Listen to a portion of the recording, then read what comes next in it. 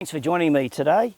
Apart from a few flies, a nice day up in the Adelaide Hills. We just wanted to show you, to demonstrate today, the Philmac float valve rig kit, which is this assembly structure here in the bag with full instructions, and also, more importantly, to tell you about Philmac's new style foot valve and non-return valve. I'll talk about the non-return valve a bit later, but this is the foot valve. You'll notice a slightly different design. Basically, the story was that we were in a position that the tooling was getting quite old, and our guys in product development simply took an opportunity to improve the design. So there is slightly improved flow rate over the old one. The seal mechanism inside is identical to the old one. So it's all the same features that people enjoyed from the old one.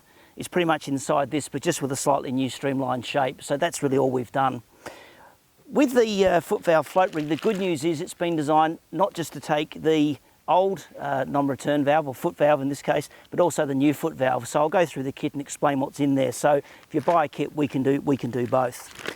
So what's in the kit, you ask? Well, basically what it's got is the structure here.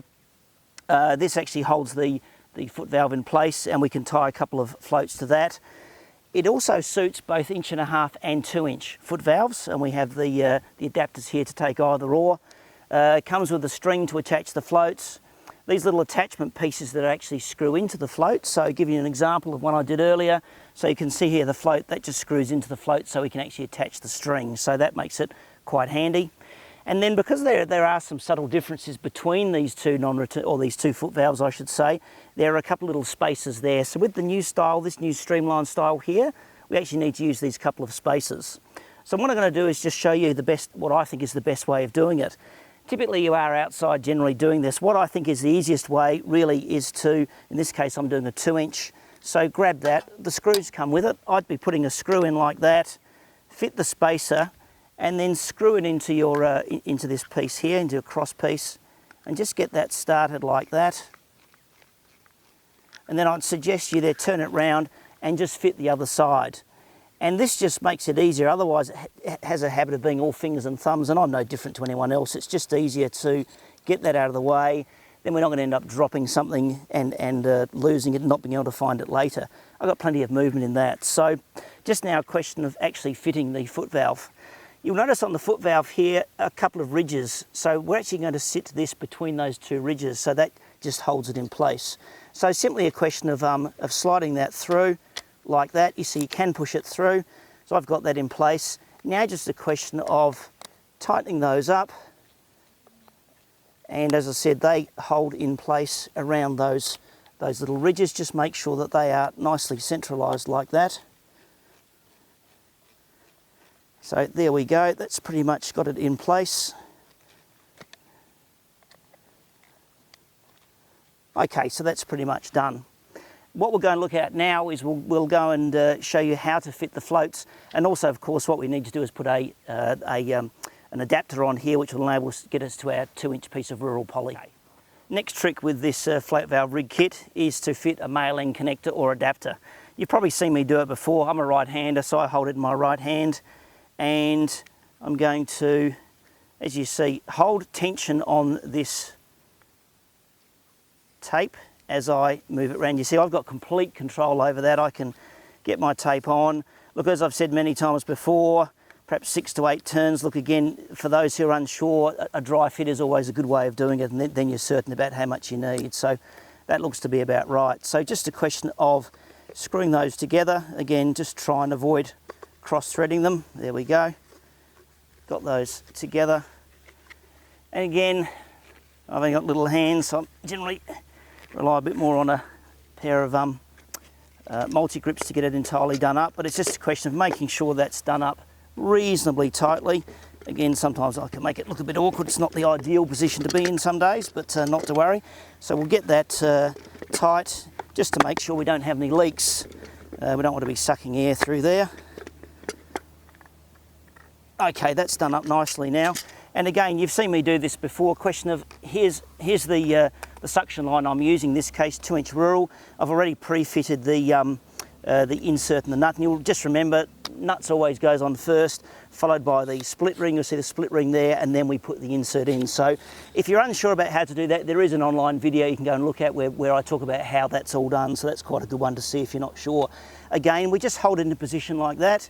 We're going to let the nut do all the work. So we just do the nut up, and that will pull that insert in. So it's quite straightforward. So we'll just, you can just feel that start to tighten up as it pulls it in, and then it relaxes a bit as it pulls that into the compression chamber. So the O-ring inside is now sealing that off, so that won't leak. Again, always recommend, having done that, that we just again just nip it up a little. So let me just get those a little further apart. Now you can use, in my case here, a pair of multi-grips. Alternatively, if you want to, you can certainly use a Philmac tool. Just get that tightened up. Probably what I want to do there is I'll get another pair of pliers on there just to make sure I do it nice and tightly. But that's quite straightforward. So having done that, the next trick will be just to fit our floats, and we'll get this installed into our dam. Now, in terms of attaching the floats, we do provide this cord, and sometimes people comment perhaps the cord's not strong enough. It's a very, very strong cord, and some people have a preference for things like stainless steel jack chain. This actually has better strength than something like a stainless steel jack chain. You could, of course, use a welded link chain, which would give you ultimately better than this. But again, this works particularly well, so we've had no issues whatsoever. Now, most of you out there will probably be far more proficient at doing knots than I am, so I'll show you how to do a granny knot for those who don't know. But that's about as good as it gets. I didn't do scouts, I didn't go to Girl Guides, so that's the best I can manage. Probably the key thing though is just to try and get the lengths approximately the same. So as I said, you'll have a good laugh, and I should do the same as anyone going to something like YouTube and figure out how to do a knot properly. But you really do want to try and get them roughly the same length. So you can see there that was going through this, I'll bring it back into focus, that was going through these adapters onto the float, and then it's these outer holes on this rig that you're actually going to be using. So put it through those. What you will notice, if you have a close look at the rig kit itself, you'll notice there are some additional holes, and I'll point those out in just a moment. So what you'll see, perhaps a little difficult to see, but we have additional holes here and here and here and here. The reason they're there, we recommend you actually get another piece of rope and actually weigh this down, perhaps something like a house brick, maybe a couple, or a piece of steel, whatever it might take. And what that's doing is just ensuring that at no time this is going to actually lift towards the surface. We don't want this foot valve coming near the surface, or we're going to potentially suck in air, and that's going to damage our pump. We want that to sit below the surface. That's the whole idea behind it. So I won't show you how to do that. I think it's something you can do yourself, but we'll certainly get that done. And what we'll do now is we'll get that set up, and then I'm going to go for a bit of a wander around the dam, and we're actually going to get it installed in the dam, start connecting it to our pump, and then I'll go on and talk a bit about our non-return valves, which of course are basically just a foot valve without the cage. Okay, if you have a look now, I've managed to get the float valve rig kit. The whole thing is in the water. The floats are floating. I chose to use a house brick to give us a little bit of weight. The other thing you'll notice is the suction line. We've actually pre-filled it with water. Really important, a suction line going into a pump, and we're using a pump today, needs to be pre-filled with water, otherwise you'll cause potential damage, or certainly will cause damage to your pump. So that's all done. So my next aim is to try and walk around the dam. Fingers crossed I won't fall in. Got myself some rope. So the aim is to tow this around the dam. I'm going to tie it off on the other side on a sapling over there, which means it won't move around. It'll stay in the deepest part of our dam, and then we'll hook it up to the pump and we'll go from there. So if you'll bear with me, I'll wander off around the dam. We'll use this sapling here. Key thing, of course, is to leave ourselves enough rope. I'm going to tie this off to make sure that as the dam level drops, it's critical, of course, that we make sure that there's enough rope there that it doesn't end up dropping to the bottom of the dam and then put undue stress on that suction line. Okay, we've now managed to get our float valve rig kit out there. You can see the floats are floating. We've got that lined up, the rope's tied off. We filled this, this is filled with water, our suction line, really important, I mentioned earlier. We've got to make sure that's filled with water so we don't damage the pump. So we've used a rural fitting here, just a question of, again, bringing that up to our inlet on the pump and getting that tight. So we'll fill that, that'll go in, and then we'll just, as I mentioned, nip that up, just hold the body of the female fitting so it doesn't move, and just give that a couple of turns like that. That's now tightened up, so that's worked really well.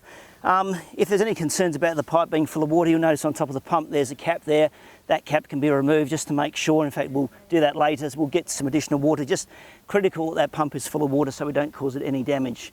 So I'll go on in a moment and I'll just talk to you about what we're going to be doing on the outlet. Okay, well, we're almost there. What we're going to do though, we've got the inlet all set up. We're going to just do some work on the outlet so we can get this all happening. We've chosen to put a non-return valve, and a non-return valve is simply a foot valve without the cage. So the cage, of course, is to keep debris out.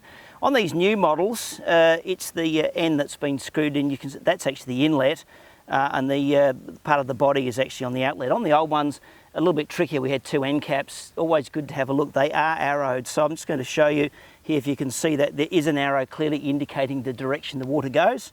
If you have a look underneath, you can actually see the piston. So I push my hand in there, water needs to move against that piston. So this goes in this way. While we're installing one, we're going to be heading uphill from this pump, and it just means what it means is we're not going to have any water draining back down. Yes, acknowledge we've got a foot valve in there, but if we're doing any maintenance, it just stops that line from draining. So I've already pre-fitted this with some tape, as you would have noticed. Just a question of getting that on, and then just a question of tightening that up, and then we'll connect our rural poly and we should be well and truly underway. So again, just get that so you can feel it tighten. You don't want to overdo it. We're going into a Philmac fitting, so that should tighten up quite well. So that's all done. I'll go and put the male end connector in, and then we'll hook up these the rural poly, and we'll get underway. Last piece of the puzzle now, we've put a male end connector into our non-return valve. Again, just a question of connecting up this piece of rural B class. So just get that started. You can feel it going to the compression chamber. It's going in. There we go. In we go. And again, nip it up. Just make sure we've got a nice watertight seal there with our thread tape, so we don't want that to move. So the best thing is just to hold that body, grab a set of multi-grips like that. That is now tightened up. So that really should be perfect for many years to come. Non-return valve, foot valve out in the dam with our float valve rig kit, so a nice setup, and off we go.